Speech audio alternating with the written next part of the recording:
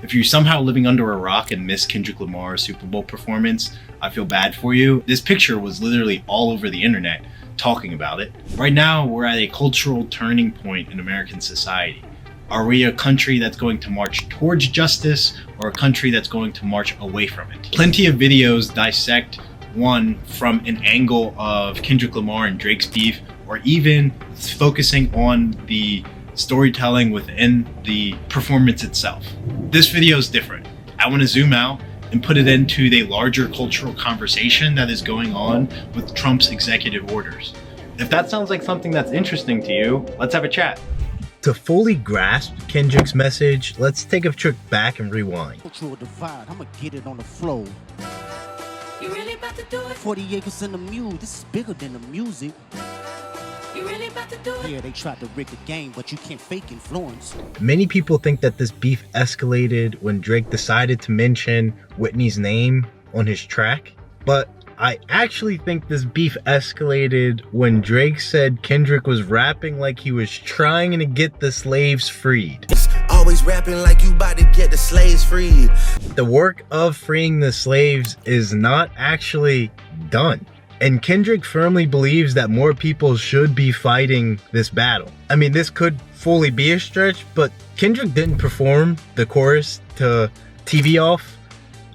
Let me remind you what he said. Plan, baby. Don't put your life in these weird niggas' hands, baby. It's not enough. Few solid niggas left, but it's not enough. Few bitches that are really stepped, but it's not enough. Now, what we know is not a stretch is the fact that Kendrick Lamar directly mentioned 40 Acres and a Mule during his performance. So if we take that at face value, 40 Acres and a Mule is a promise made to freed slaves that was quickly taken back. What few actually know is that we actually were making progress on paying this out. 1,250 freedmen actually did receive this land, briefly before it was ultimately ripped away. Reparations talk has since faded into the background and was replaced by DEI programs and searching for equity to right the wrongs from slavery. But Trump's latest executive orders targeting DEI send a chilling message that even modest attempts at such equity are far too much. Kendrick, at this point, is recruiting soldiers.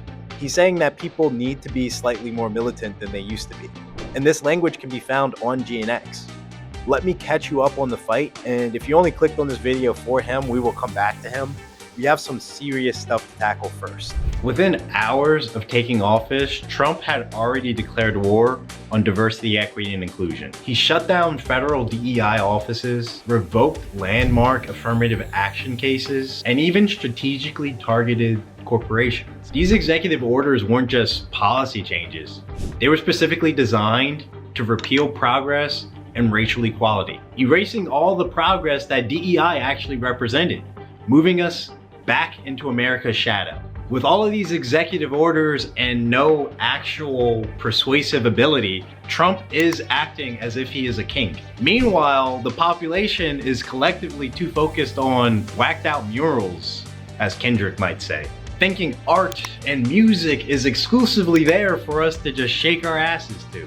But there are people that argue now is the time for us to be shaking picketed signs in the street. The Equal Employment Opportunity Commission's Democrats have actually spoken up.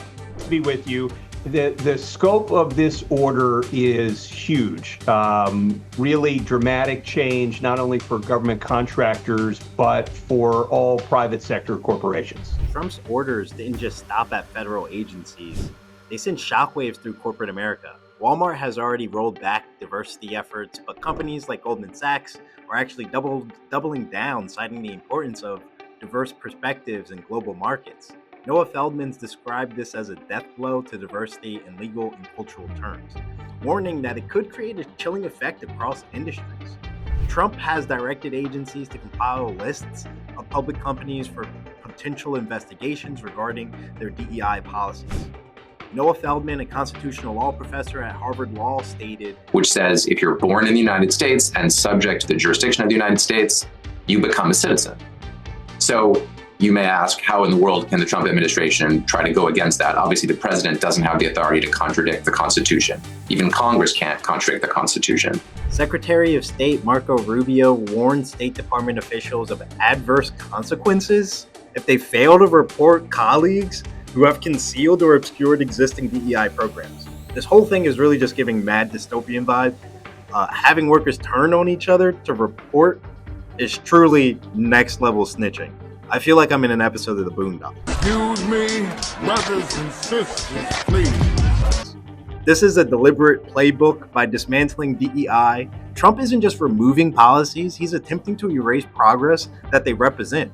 Trump's strategy is to move faster than the systems can keep up with, move faster than media coverage. He wants to throw executive orders at the wall and see what sticks, without giving us time to really think through the repercussions of some of these decisions.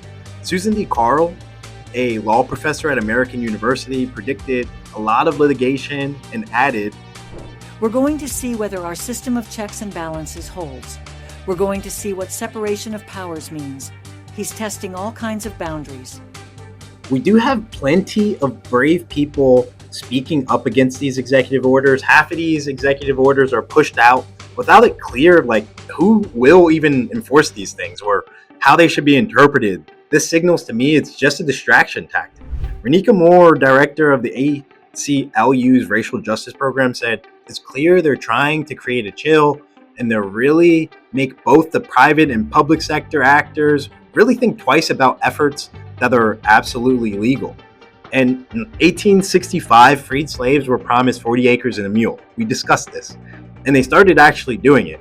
Today's DEI programs face the same fate, labeled radical despite their modest goals of creating opportunity. The same way that reparations started and then they decided that that was too radical. I assume the 2020 push of DEI must have been too much for Republicans to truly handle. This whole thing, to me, shows people do not read history.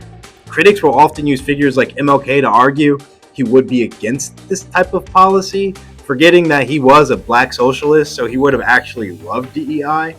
Also, the population that benefits the most from DEI as it currently stands is white women. They are a minority in most of the fields that DEI is making progress in. So aid is not even going where they imagine that aid is going. That's why they ended up going after affirmative action. Renika Moore highlighted a striking aspect of Trump's actions against DEI and affirmative action: the argument that laws and programs eliminate historical barriers to opportunity for these underrepresented groups are now being accused of advancing discrimination themselves. The effect of these policies, as people are confused, are being felt. Christopher Ruffo, an anti-DEI activist who participated in the campaign to oust Harvard president in 2024, expressed enthusiasm for these executive orders. He said in an email, "This is a sea of change, and my sources in Silicon Valley, Wall Street, and the Ivy Leagues are confirming that institutions are adapting to the new reality we want. The next 4 years are going to be about making these changes permanent." So just some food for thought there as you're thinking about these things. On the other hand, defenders of DEI argue that diversity and inclusion policies help ensure the best and brightest rise to the top when they might otherwise be denied the opportunity.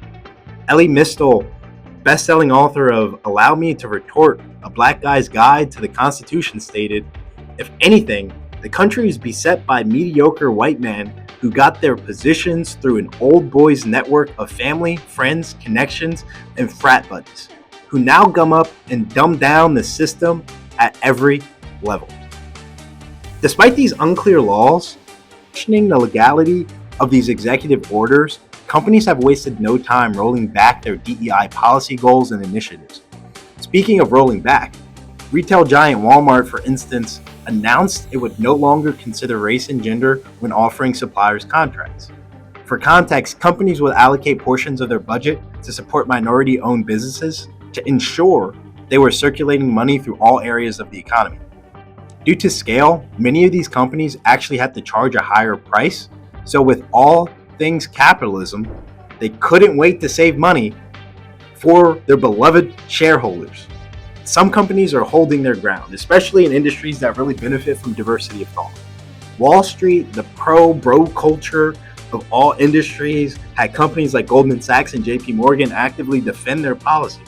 The coming months and years will likely see continued legal challenges, policy debates, and cultural discussions around these issues. In his halftime performance, Kendrick held up a mirror to America's fractured soul. Kendrick's message is clear. Reparations aren't just financial. They're cultural, emotional, and systemic. There was a reason David Dennis Jr., a journalist and son of civil rights legend Dave Dennis, called Lamar's performance subversive genius and maybe the biggest rap performance ever. The warning wrong way sign wasn't just a visual cue, it was Kendrick's way of pointing out how America's racial progress is being derailed, with Uncle Sam, played by Samuel Jackson, asking, "Do you really know how to play the game?" Kendrick forces us to confront how systemic oppression has always been the game. The fight for equity isn't just political, it's personal. It lives in every person who refuses to accept injustice, every voice raised, and every small action that chips away at oppression. The work isn't done.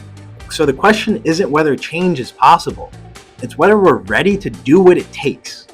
Sometimes the most powerful things we can do is stand up and speak out, even if it's a crappy YouTube video on the internet, or I'm just saying that to make myself feel better.